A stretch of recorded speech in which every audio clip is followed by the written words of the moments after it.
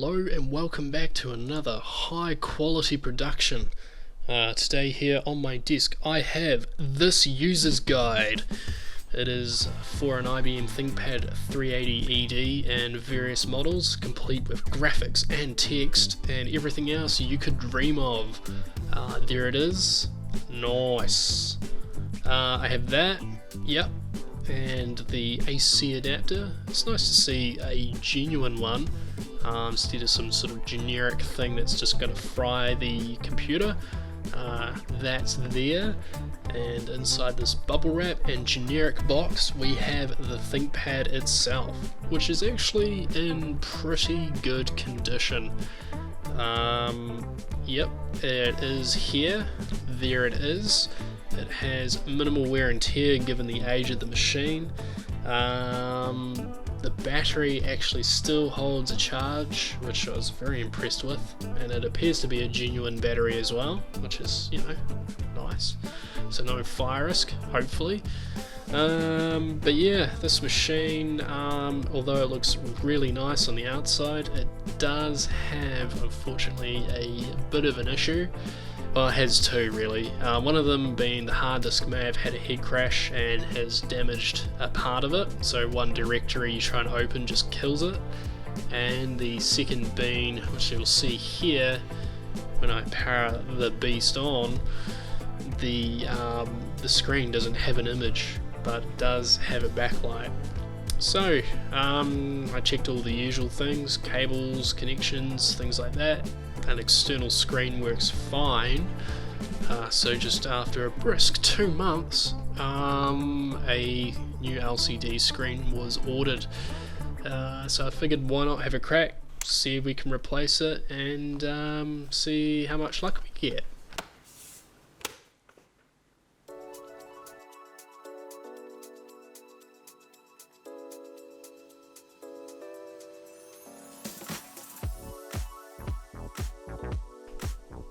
Just checking the replacement LCD screen for any imperfections. The case itself is in really nice condition, hardly any scratches. The panel itself has no blemishes or scratches. I went for the Samsung Active TFT display on this one. Nobody likes the DSTN garbage, it's useless, can't see anything on it. So, with that being said, you'll need some tools. Here are mine. Checking for bald spots on the back of my head reveals none.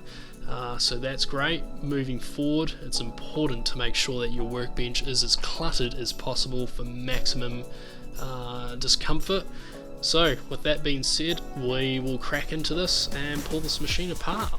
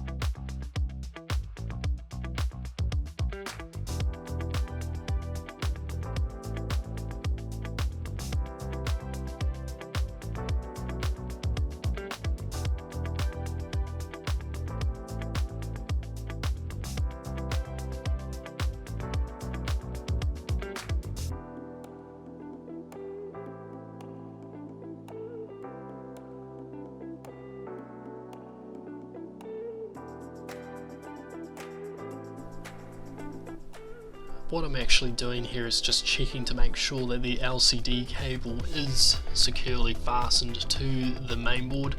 It's a bit of a rookie mistake that I've made once before, but you know, never hurts to double check.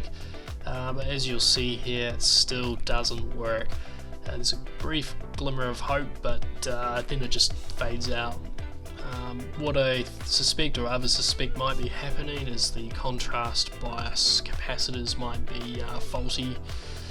So with that being said, you can see a faint image there, but I'll put the machine back together, order some parts, and at a future date I'll have another attempt and another crack at it to see if we can get this going without just a whole mainboard swap. But stay tuned.